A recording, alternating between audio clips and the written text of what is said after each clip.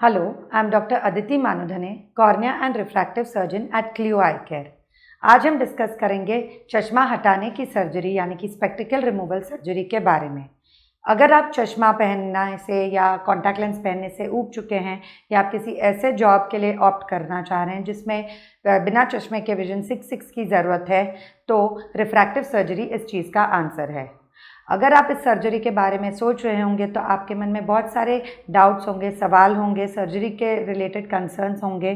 तो आज हम इस वीडियो में आपको स्पेक्टिकल रिमूवल की हर सर्जरी के बारे में डिस्कस करेंगे, उनके बारे में एक अनबायस्ड ओपिनियन देंगे कि किस टेक्निक का किस कंडीशन में प्रेफर करना चाहिए, ये भी डिस्कस करेंगे। तो आज का वीडियो ध्यान से देखें, बहुत कुछ सीखने को मिलेगा।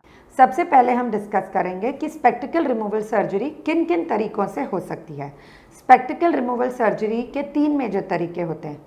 सबसे पहला होता है laser vision correction, which is more popularly known as LASIK, जिसको हम सब लेसिक के नाम से जानते हैं। दूसरी टेक्निक होती है फेकिक आयल, जिसे हम इम्प्लांटेबल कॉन्टैक्ट लेंस ICL या IPCL के नाम से जानते हैं। तीसरा टेक्निक होता है रिफ्रैक्टिव लेंस एक्सचेंज। जो लोग लेज़र विजन करेक्शन या फेकिक आयल के लिए नहीं फिट होते हैं, उन सेलेक्टेड लोगों में ही रिफ्रैक्टिव लेंस एक्सचेंज एडवाइस किया जाता है। अब हम एक एक करके इन तीनों प्रोसीजर्स के बारे में डिटेल में डिस्कस करेंगे। स्पेक्टिकल रिमूवल सर्जरी के पहले कुछ इम्पॉर्टेंट क्राइटेरिया होते हैं जो आपको फुलफ़िल करने होंगे। सबसे पहला, आपकी उम्र 18 साल से ऊपर होनी चाहिए। 18 साल की उम्र तक आपके जो आँख की ग्रोथ है वो स्थिर हो जाती है और कंप्लीट हो जाती है। तो इसीलिए कोई भी रिफ्रैक्टिव सर्जरी हो, या तो वो लेसिक हो या ICL हो, 18 साल की उम्र के नीचे नहीं की जाती। सेकेंड क्राइटेरिया है कि आपका नंबर एटलीस्ट 1 साल तक स्टेबल होना चाहिए।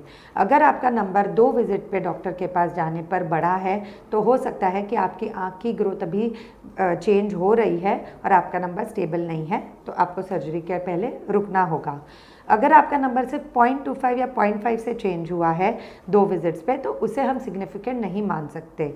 लेकिन अगर इससे ज़्यादा कोई डिफरेंस है तो डेफिनेटली आपको रुकना होगा। तीसरी इंपॉर्टेंट क्राइटेरिया होती है आपकी कॉर्निया यानी कि काली पुतली की मोटाई।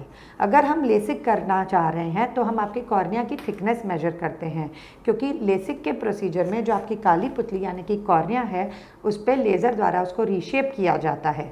तो अगर आपकी कॉर्निया की थिकनेस कम पाई जाती है तो हो सकता है आप लेसिक के लिए फिट ना हो। ऐसे केस में आपको फेकिक आयल यानी कि ICL या IPCL का ऑप्शन दिया जाता है, जिसको हम आगे डिस्कस करेंगे।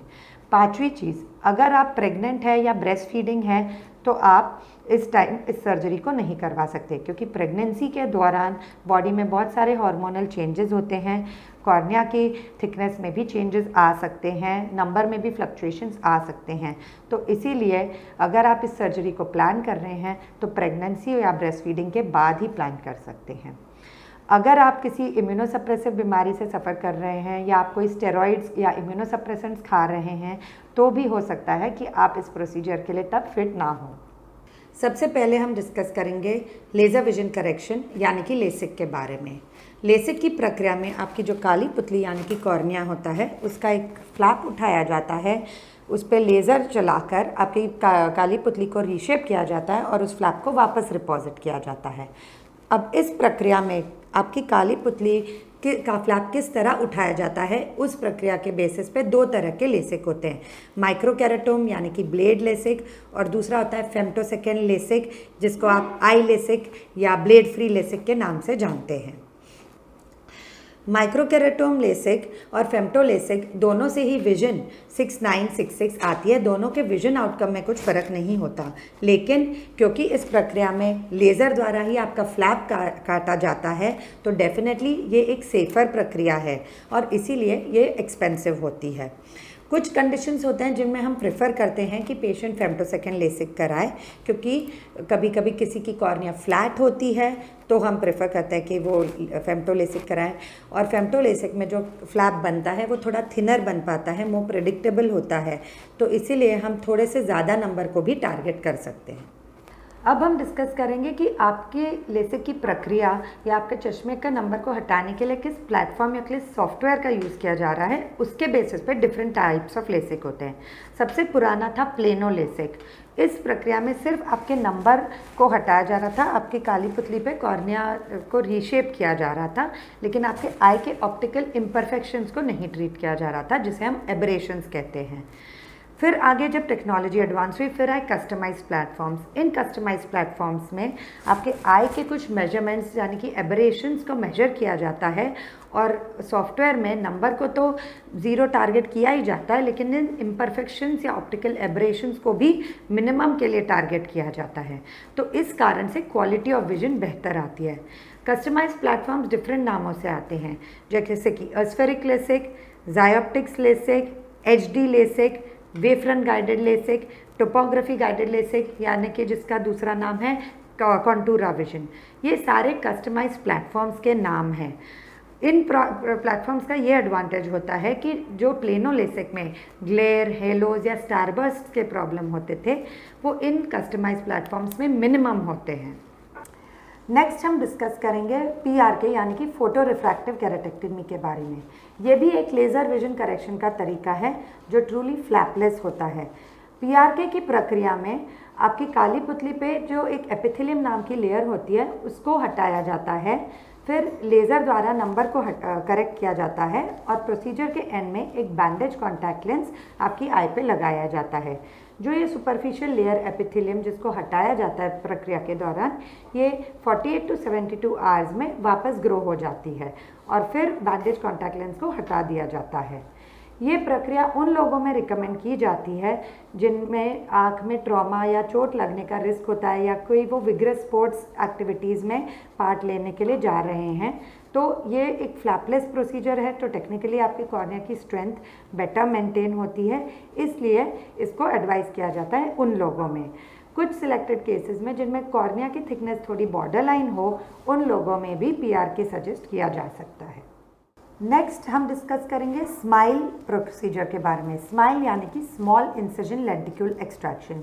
इस प्रोसीजर में फेम्टोसेकेंड लेज़र द्वारा आपकी कॉर्निया में 2 प्लेन्स में लेज़र देकर एक लेंटिक्यूल बनाया जाता है, जिसको एक छोटे से इंसिजन्स द्वारा डिसेक्ट करके निकाला जाता है।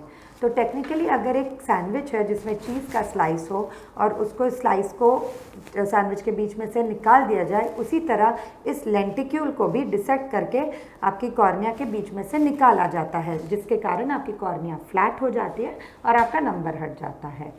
ये टेक्निक मायोपिक करेक्शन यानी कि माइनस करेक्शन को ट्रीट करने के लिए USA FDA द्वारा अप्रूव्ड है, लेकिन अभी तक स्माइल में हाइपरोपिया यानी कि प्लस पावर को करेक्ट करने के लिए या अस्टिग्मैटिज्म यानी कि सिलेंडर के नंबर को करेक्ट करने के लिए सॉफ्टवेयर नहीं है। नेक्स्ट आप सोच रहे होंगे तो लेसिक वर्सेस स्माइल, क्या कोई एडवांटेज है कि हम स्माइल करवाएं वर्सेस लेसिक या अदर वे राउंड? तो देखिए, दोनों प्रोसीजर्स में विजन 6966 आती है। लेसिक में भी 6966 आती है विजन, स्माइल में भी 6966 आती है। टेक्निकली कुछ रिसर्च या स्टडीज़ बताते हैं कि स्माइल में क्योंकि आपका कॉर्निया का फ्लैप नहीं उठता है, तो आपका कॉर्निया बायोमैकेनिकली मोर स्टेबल होता है। क्योंकि आपके कॉर्निया को काटा नहीं जाता, तो ड्राई आई की प्रॉब्लम लेसिक के मुकाबले हो सकता है कम हो। लेकिन इन जो स्टडीज़ के रिजल्ट्स हैं मिक्स्ड हैं। कुछ स्टडीज़ कहते हैं हाँ ट्रूली कॉर्निया की स्ट्रेंथ या बायोमैकेनिक स्माइल के बाद लेसिक के कंपैरिजन में बेटर होती है। कुछ स्टडीज़ कहती हैं कि दोनों में कोई डिफरेंस नहीं है। कुछ स्टडीज़ कहती हैं कि हाँ स्माइल में ड्राई आई की प्रॉब्लम कम होती है। कुछ स्टडीज़ कहती हैं लेसिक और स्माइल दोनों के बाद ड्राई आई की प्रॉब्लम ऑलमोस्ट सेम होती है। लेकिन डेफिनेटली जो लेसिक और स्माइल में एक डिफरेंस होता है कि स्माइल में जो आपकी विजन रिकवरी होती है वो थोड़ी सी स्लोअर होती है। हो सकता है सर्जरी के 3rd या 4th डे पे आपको एकदम क्लियर दिखने लगे। लेसिक में जो वाव फैक्टर है या जो विजन का इम्प्रूवमेंट का इफेक्ट है वो इमीडिएट होता है, नेक्स्ट डे से ही आप क्लियर देख पाते हैं। अल्टीमेटली दोनों प्रोसीजर्स के बाद विजन आउटकम सेम होता है, यानी कि आपकी विजन 6966 आ जाती है। तो लेज़र विजन करेक्शन का पूरा सारांश अगर हम देखें तो इसमें डिफरेंट टाइप्स होते हैं, जैसे कि हमने डिस्कस किया। लेसिक में plano LASIK, wavefront guided LASIK, topography guided LASIK, aspheric LASIK, फिर आया स्माइल टेक्नोलॉजी, और जो ट्रूली फ्लैपलेस प्रोसीजर है वो है PRK। नेक्स्ट हम डिस्कस करेंगे फेकिक आयल यानी कि ICL या IPCL के बारे में। फेकिक आयल उन लोगों में एडवाइस किया जाता है जिनकी कॉर्निया की थिकनेस कम होने के कारण उनमें लेसिक नहीं किया जा सकता, या उनका नंबर -9 या -9.5 से ज़्यादा हो, तो उन्हें फेकिक आयल को एडवाइस किया जाता है। फेकिक आयल प्रक्रिया ICL नाम से जानी जाती है, जो स्टार सर्जिकल्स द्वारा में लेंस बनाया गया है। ICL एक इम्प्लांटेबल कॉलमर लेंस होता है जिसको एक छोटे से इंसिजन द्वारा आपके आँख के अंदर जो आपका कुदरती लेंस है उसके सामने फिट किया जाता है। इस प्रक्रिया में आपकी कॉर्निया यानी कि काली पुतली पे कोई तरह का लेज़र नहीं किया जाता, ये बिल्कुल अनटच्ड रहती है। जो क्वालिटी ऑफ विजन आती है वो बहुत अच्छी आती है, और इस प्रक्रिया द्वारा हम -20 या -22 तक के नंबर को ट्रीट कर सकते हैं, या +6 डायोप्टर्स तक के नंबर को भी ट्रीट कर सकते हैं उन लोगों में जिनमें हम लेसिक नहीं कर सकते। ICL एक सेफ प्रोसीजर है, ये US FDA द्वारा अप्रूव्ड प्रोसीजर है। हर प्रोसीजर के लेकिन कुछ बेनिफिट्स होते हैं तो कुछ रिस्क भी होते हैं। ICL के 2 ही रिस्क होते हैं जो बहुत रेयर होते हैं। एक होता है आपकी आंख में मोतियाबिंद बनने का रिस्क जो <0.5% होता है, और कुछ आइज़ में काला मोतियाबिंद यानी कि ग्लॉकोमा का भी रिस्क रहता है जिसमें आंख का प्रेशर बढ़ सकता है। ये थियोरेटिकल रिस्क होते हैं जो आपको समझाए जाते हैं, बट इनका रेट बहुत ही कम होता है, बहुत ही रेयर होते हैं। नेक्स्ट हम डिस्कस करेंगे refractive lens exchange, third procedure के बारे में। RLE यानी कि रिफ्रैक्टिव लेंस एक्सचेंज उन लोगों में एडवाइस किया जाता है जो ना कि लेसिक के लिए फ़िट हो पाते हैं, ना वो फेकिक आयल यानी कि ICL के लिए फ़िट हो पाते हैं। तो ये बहुत ही सिलेक्टेड लोगों में एडवाइस किया जाता है। रिफ्रैक्टिव लेंस एक्सचेंज प्रोसीजर में आपकी आई में एक इंसिजन देकर जो आपकी कुदरती लेंस है उसको फेको द्वारा निकाला जाता है, और एक इंट्राक्युलर लेंस यानी कि इंट्राक्युलर इम्प्लांट IOL को उसकी जगह फिट कर दिया जाता है, जिससे कि आपका चश्मे का नंबर हट जाता है। सो फ्रेंड्स, आज के वीडियो में हमने स्पेक्टिकल रिमूवल सर्जरी के सारे एस्पेक्ट्स को, सारे टाइप्स को कवर किया है। लेसिक से लेके वेवफ्रंट गाइडेड लेसिक के बारे में, टोपोग्राफी गाइडेड लेसिक के बारे में, PRK, स्माइल, फिर ICL और रिफ्रैक्टिव लेंस एक्सचेंज। तो आई होप इस वीडियो द्वारा स्पेक्टिकल रिमूवल सर्जरी के बारे में आपके जो डाउट्स हैं, कंसर्न्स हैं, काफ़ी हद तक क्लियर हो गए हों। अगर आपके कुछ और क्वेरीज़ हैं तो आप हमें नीचे दिए गए नंबर्स पे कांटेक्ट कर सकते हैं। अगर आपको हमारे वीडियोस पसंद आए तो प्लीज़ लाइक करें, सब्सक्राइब करें, और हम जल्द ही आएंगे आपके पास और एजुकेशनल वीडियोस लेकर। Thank you.